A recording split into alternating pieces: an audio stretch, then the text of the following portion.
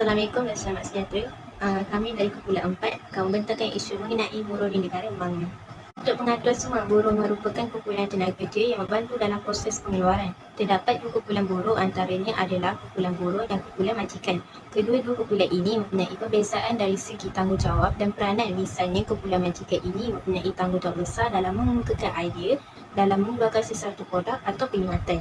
Manakala kumpulan buruh membantu majikan menghasilkan produk atau perkhidmatan. Jika dilihat di negara Malaysia yang sedang menuju ke arah penyelesaian secara menyeluruh, hal ini telah menyebabkan negara memerlukan tenaga buruh di beberapa bidang seperti di bidang teknikal, pengurusan dan lain-lain. Impaknya negara memerlukan perancangan dan penyerapan guna tenaga secara menyeluruh agar memudahkan proses pengeluaran di sektor industri. Rentetan daripada itu, munculnya 3 kelompok buruh berdasarkan kelayakan dan kemahiran yang diperlukan. Antaranya adalah buruh mahir, buruh setara mahir dan buruh tidak mahir. Kemunculan 3 kumpulan buruh ini telah mempengaruhi pembezaan pendapatan. Berdasarkan analisa yang diambil daripada Bank Negara dalam jagaan tahun 2000, mendapati bahawa pertumbuhan ekonomi di Malaysia mengalami peningkatan sebanyak 8%, iaitu penyumbang terbanyak kepada pertumbuhan adalah sektor perindustrian. Sektor ini telah menyebabkan KDNK, ekspor dan guna tenaga meningkat. Seterusnya, isu yang sering diperkatakan oleh masyarakat adalah mengenai kemasukan pendatang asing tanpa izin, iaitu parti yang semakin meningkat. Peningkatan ini berlaku akibat kekurangan tenaga kerja di beberapa sektor, menyebabkan negara terpaksa mengimport tenaga buruh bagi menangani isu kekurangan ini yang akan memberi kesan kepada pertumbuhan ekonomi negara. Walaupun kedatangan mereka banyak membantu ekonomi negara, namun peningkatan jumlah parti akan mengancam keselamatan masyarakat. Saya akan meneruskan perbincangan berkaitan punca-punca kewujudan isu buruh. Punca yang pertama ialah perubahan sektor ekonomi. Perubahan ini dapat dilihat melalui kemajuan dalam sektor perindustrian, pembinaan, perlombongan dan sebagainya. Kesemua sektor ini dilihat banyak melibatkan buruh asing sehingga mengabaikan buruh tempatan. Selain itu, punca isu ini berlaku adalah disebabkan oleh adanya diskriminasi buruh. Diskriminasi buruh ini merujuk kepada sikap pilih kasih di antara majikan dan juga tenaga buruh. Diskriminasi ini dapat dilihat melalui diskriminasi umur, jantina, kesihatan, kaum dan juga agama. Sebab diskriminasi ini terus berlaku adalah disebabkan oleh sikap individu yang tidak bertanggungjawab. Disebabkan oleh adanya sikap sedemikian, ia menyebabkan perlambatan buruh asing. Akhir sekali ialah disebabkan oleh punca dominasi buruh. Apabila negara membangun menyebabkan kemasukan buruh yang tidak terkawal. Hal ini menyebabkan mereka berani bertindak sesuka hati dengan mengajak rakan mereka untuk datang ke negara kita. Hal ini menyebabkan isu perlambatan buruh terus berlaku. Seterusnya saya akan membentangkan tentang migrasi buruh tempatan. Terdapat beberapa faktor tarikan yang menyebabkan berlakunya migrasi buruh tempatan. Faktor yang pertama adalah peluang pekerjaan yang banyak. Kebiasaannya perkara ini berlaku adalah masyarakat daripada kawasan pedalaman berhijrah ke kawasan bandar untuk mendapatkan peluang pekerjaan kerana di kawasan pedalaman, peluang pekerjaan adalah terhad berbanding di kawasan bandar yang mempunyai peluang pekerjaan yang banyak daripada pelbagai sektor. Seterusnya adalah faktor pendidikan. Pendidikan yang ada di kawasan bandar lebih meluas berbanding di kawasan pedalaman. Tambah pula, golongan masyarakat yang berpendidikan tinggi menginginkan pekerjaan yang lebih baik yang kebanyakannya terdapat di kawasan bandar. Seterusnya adalah faktor taraf hidup yang tinggi. Perkara ini berlaku kebiasaannya adalah kerana perhijrahan daripada suatu kawasan ke kawasan yang lain, ekoran daripada taraf hidup yang tinggi dan ingin mengubah taraf hidup mereka. Seterusnya adalah kemudahan infrastruktur yang lengkap.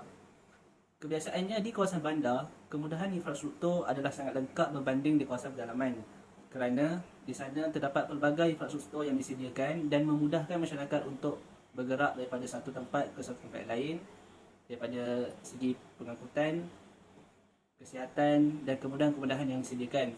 Dan faktor yang terakhir adalah pendapatan yang lumayan dan upah yang tinggi. Ini bermaksud pendapatan di kawasan pedalaman adalah lebih rendah berbanding di kawasan bandar dan ini mendorong kepada masyarakat untuk berhijrah ke kawasan bandar agar dapat menjana pendapatan yang lebih tinggi. Seterusnya adalah penolakan migrasi buruh tempatan. Penolakan yang berlaku adalah disebabkan oleh faktor kemiskinan iaitu kemiskinan yang melampau khususnya di kawasan luar bandar telah mendorong kepada penghijrahan oleh masyarakat untuk tinggal di kawasan bandar agar mendapat kehidupan yang lebih baik. Faktor yang kedua adalah peluang pekerjaan yang tidak banyak di kawasan bandar telah mendorong kepada masyarakat untuk berhijrah ke kawasan bandar dan meninggalkan kawasan luar bandar. Faktor yang ketiga adalah pengangguran. Pengangguran yang tinggi, khususnya golongan belia, telah menyebabkan berlaku penolakan di kawasan luar bandar dan mereka ingin mencari suatu perkara yang baru di kawasan bandar yang mempunyai banyak peluang pekerjaan kepada mereka. Dan faktor yang terakhir adalah faktor pendapatan yang tidak tetap. Di kawasan luar bandar, mereka kebanyakannya bekerja dalam bidang pertanian. Jadi pendapatan yang diperoleh adalah tidak tetap. Dan mereka berhijrah ke kawasan bandar agar mendapat pekerjaan yang lebih baik dan mempunyai pekerjaan yang tetap. Seterusnya adalah berkenaan migrasi buruh asing. Di Malaysia, kemasukan buruh asing secara besar-besaran berlaku sejak abad ke-19 lagi, iaitu semasa era penjajahan British di Tanah Melayu, di mana pada ketika itu, kegiatan dalam perusahaan biji timah dan getah semakin berkembang pesat. Ekoran, perusahaan bahan mentah tersebut merupakan fokus utama British untuk masa ini. Hal ini membawa kepada kemasukan buruh Cina dan India ke Tanah Melayu oleh British. Kemudian, selepas kemerdekaan, Malaysia mengalami perubahan struktur ekonomi dengan memfokuskan perindustrian dan perkhidmatan berbanding sektor pertanian. Ekoran daripada itu, kemasukan buruh asing berlaku secara lebih besar-besaran sehingga melibatkan negara di sebelah Asia Selatan seperti Bangladesh dan Nepal. Oleh itu, terdapat beberapa faktor migrasi buruh asing ke Malaysia yang terbagi kepada dua, iaitu faktor tolakan dan faktor tarikan. Faktor tolakan adalah faktor yang berlaku melibatkan negara asal ataupun negara buruh asing itu sendiri, manakala faktor tarikan adalah faktor dari negara yang ingin ditujui. Sebagai contoh adalah faktor yang ada di Malaysia. Faktor tolakan yang pertama adalah ketidakstabilan ekonomi. Ekonomi tidak stabil yang dialami oleh kebanyakan negara membangun setelah kemerdekaan menyebabkan masyarakat di negara tersebut turut terkesan dan menghadapi masalah desakan hidup sehingga tidak mempunyai pendapatan. Ekoran, kurangnya penawaran pekerjaan dalam negara tersebut.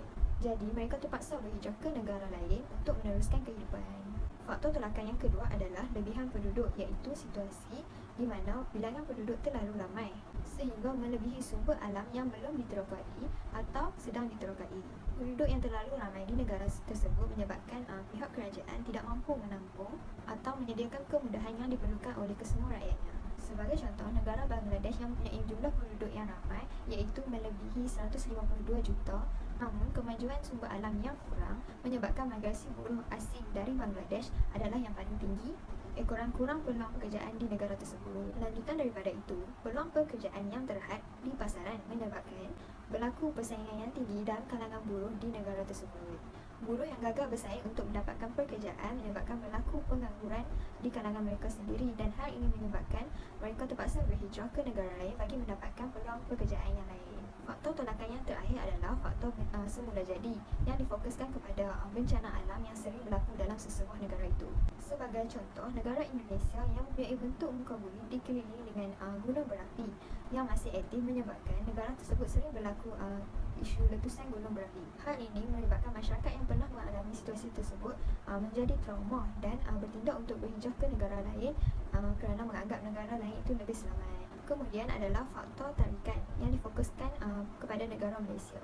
Faktor tarikan pertama adalah dasar sesebuah negara, di mana Malaysia sendiri mengamalkan dasar buka pintu ataupun dasar yang menggalakkan kemasukan buruh asing dalam sektor ekonomi di Malaysia sendiri. Seperti baru-baru ini, kerajaan Malaysia dijangka akan membawa masuk lebih 10,000 orang buruh asing dari Indonesia bagi menampung kekurangan buruh terutamanya dalam sektor perdagangan, komoditi dan sebagainya yang merupakan sektor paling kurang pelibatan penduduk tempatan. Hal ini secara tidak langsung akan mendorong buruh asing Indonesia itu sendiri untuk berhijrah ke Malaysia. Seterusnya adalah penawaran kadar upah yang lebih tinggi, ekoran, perbezaan nilai mata wang antara Malaysia dan negara membangun yang lain. Sebagai contoh, nilai mata wang di Malaysia adalah lebih tinggi berbanding negara membangun seperti Bangladesh. Hal ini menjadi satu kelebihan bagi buruh negara Bangladesh kerana jumlah mata wang yang diperoleh di Malaysia apabila ditukar ke nilai mata wang negara tersebut akan menjadi 2 kali ganda lebih tinggi nilainya. Dan yang terakhir adalah kemudahan asas yang sedia ada dan lengkap di Malaysia menjadi salah satu faktor tarikan buruh asing untuk datang dan menetap di Malaysia. Kemudahan seperti pengangkutan, hospital, pusat membeli belah dan lain-lain yang ada di Malaysia dilihat sedikit sebanyak dapat meningkatkan taraf hidup buruh asing yang sebelum ini tidak dapat dinikmati di negara sendiri. Dan membentangkan berkaitan kesan isu buruh. Kesan yang pertama ialah meningkatkan pertumbuhan ekonomi. Peningkatan bilangan pekerja asing di Malaysia berkait rapat dengan pertumbuhan ekonomi yang baik. Umum mengetahui bahawa penyerapan buruh asing di negara ini mampu mengatasi masalah kekurangan buruh malah mempertingkatkan kadar pertumbuhan ekonomi negara. Perkara ini turut diakui dalam kajian Simon Campbell. John menemukan bahawa penginjerahan buruh asing membawa kepada positif kepada ekonomi sebuah negara yang akan menggalakkan pertumbuhan ekonomi. Menurut Muhammad Jaafar Abdul Majid, Timbalan Pengurusi Kongres Kesatuan Sekerja Malaysia, tidak dapat dinafikan bahawa pekerja asing telah menyumbang kepada pembangunan ekonomi negara, terutamanya dalam sektor kurangnya buruh seperti pembinaan dan perladangan. Kesan yang kedua ialah mempercepatkan pembangunan fizikal. Hal ini dikatakan sedemikian kerana majikan Malaysia lebih berminat mengambil pekerja asing, khususnya pekerja asing tidak mendaftarkan diri secara jalan mudah untuk mereka menyelesaikan masalah kurangnya tenaga kerja. Di samping itu, pekerja asing sanggup menerima upah yang rendah, bekerja melebihi masa dan terlibat dalam pekerjaan yang berbahaya dan agak kotor. Ciri-ciri itu menjadikan mereka disukai oleh majikan, terutamanya di dalam industri pembinaan yang selanjutnya memberi manfaat kepada majikan yang perlu menyiapkan kerja dalam masa yang diperuntukkan. Dengan kemasukan buruh asing akan meningkatkan industri pembinaan di Malaysia yang juga akan menggalakkan pembinaan pembangunan. Kemasukan buruh asing juga dapat membantu menyelesaikan masalah kekurangan buruh dalam industri utama, khususnya industri pembinaan. Yang ketiga pula ialah kesannya terhadap pengangguran dan kadar gaji. Masalah pengangguran akan terus meningkat dan akan berlaku penurunan gaji terhadap buruh tempatan. Pekerja tempatan akan mengalami persaingan yang hebat dengan pendatang dari Indonesia, Bangladesh dan Filipina untuk mendapatkan pekerjaan dan upah yang lebih tinggi. Jika buruh asing menggantikan sepenuhnya buruh tempatan, penambahan pekerja asing di pasaran buruh tempatan akan membawa kepada penurunan upah pekerja tempatan dan peningkatan kadar pengangguran. Pendatang akan menampung setiap sektor dan kesempatan untuk bekerja dalam negara, seterusnya mengehadkan sumber pendapatan masyarakat tempatan. Kemasukan buruh asing sudah pasti membawa kepada penurunan kadar gaji penduduk tempatan yang akan memberi impak negatif kepada penduduk tempatan. Kemasukan warga asing turut menyusahkan kesatuan sekerja untuk memperjuangkan hak mereka sendiri, seperti kenaikan kadar gaji dan berbagai lagi faedah sepatutnya diterima pekerja tempatan. Oleh itu, jika keadaan ini berterusan, pekerja tempatan akan terus tidak menyertai pasaran buruh tempatan dalam sektor tertentu. Seterusnya, yang keempat pula ialah meningkatkan masalah sosial. Kemasukan buruh asing secara haram akan memberi impak yang sangat besar terhadap masalah sosial. Disebabkan itu akan adanya masalah penempatan setinggan yang berlaku disebabkan hal ini. Perkara ini terjadi kerana buruh asing yang tidak berdaftar ini tidak disediakan tempat tinggal oleh majikan mereka. Jadi mereka memilih untuk tinggal di mana-mana sahaja. Selain itu, kedatangan buruh asing ini turut akan membawa budaya negatif dan seterusnya akan memberi impak kepada sosial budaya di negara kita. Kes jenayah akan terus meningkat dan sudah pasti akan mendatangkan juga masalah kesihatan kerana buruh asing yang tidak berdaftar ini tidak melakukan ujian kesihatan sebelum memasuki negara kita. Dan kesan yang terakhir ialah masalah ketegangan hubungan diplomatik. Hubungan diplomatik antara Malaysia dan Indonesia menjadi semakin tegang apabila kemasukan buruh asing di negara itu tidak terkawal dan terlalu banyak jika dibandingkan dengan negara-negara yang lain. Hal ini juga dikaitkan disebabkan kerana Malaysia merupakan negara yang membangun. Bahasa yang digunakan di Malaysia juga mudah untuk buruh asing dari Indonesia memahami berbanding dengan negara-negara yang lain. Meskipun buruh asing Indonesia sangat diperlukan di Malaysia, akan tetapi lambakan kemasukan mereka adalah secara haram berbanding secara yang rasmi. Sehingga ke saat ini, kemasukan mereka secara haram masih lagi terjadi meskipun pelbagai usaha untuk menangani hal tersebut telah dilakukan. Oleh sebabkan itu, hubungan diplomatik antara Malaysia dan Indonesia menjadi semakin tegang. Oleh itu, apa yang terdapat lihat maka jelaslah bahawa kemasukan pekerja asing dipercayai lebih mendatangkan kesan negatif disebabkan ramainya pekerja yang masuk bekerja di negara ini masuk melalui cara yang haram. Walaupun dalam jangka pendek akan membawa kesan positif kepada ekonomi, namun dalam jangka panjang kewujudannya dikesan akan membantutkan penyelarasan struktur ekonomi negara dan memberi impak negatif kepada ekonomi negara. Kemasukan pekerja asing telah membawa masalah pekerjaan atau pengangguran pada penduduk tempatan dan telah membawa kepada peningkatan daya saing guna tenaga buruh. Selanjutnya, saya akan menyambung pembincangan ini mengenai penyelesaian dalam isu buruh di negara membangun. Penyelesaian pertama adalah negara membangun perlu membendung kemasukan buruh asing. Hal ini supaya tidak berlakunya kebanjiran warga asing yang terlampau tinggi dalam negara dan membawa kesan dalam aspek ekonomi, sosial dan politik negara. Negara membangun boleh menggariskan panduan dan memaksimumkan bilangan bagi pendatang asing ke negara supaya tidak melebihi jangkauan yang telah ditetapkan oleh setiap pihak kerajaan negara supaya dapat menghadkan kemasukan buruh asing ini. Selain itu juga adalah dengan memberi peluang kepada buruh tempatan untuk bekerja di sektor-sektor yang terdapat di dalam negara dan secara tidak langsung dapat mengurangkan pengambilan buruh dari luar.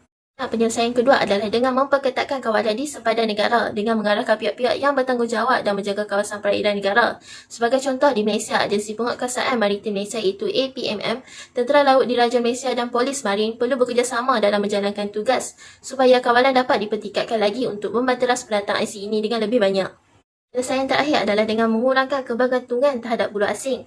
Negara-negara membangun ini perlu melahirkan modal insan yang berkualiti dan berkemahiran bagi menyumbang tenaga kerja dalam negara supaya negara tidak lagi mengimport buruh-buruh dari luar untuk bekerja dalam sektor-sektor tertentu seperti sektor pembinaan. Dalam melahirkan tenaga kerja yang berkualiti, kerajaan perlu memberi latihan atau pendidikan yang berasaskan kepada kemahiran kepada rakyat tempatan supaya lebih cekap dalam mengendalikan suatu pekerjaan dan menghasilkan pengeluaran yang berkualiti kepada negara. Dan akhir sekali, kesimpulannya, peranan pekerja asing luar dalam pembangunan ekonomi negara bangun tidak dapat dinafikan lagi. Namun demikian, kemasukan buruh asing ini perlulah dikawal ketat supaya negara bangun dapat menampung kehadiran mereka dalam sektor pekerjaan.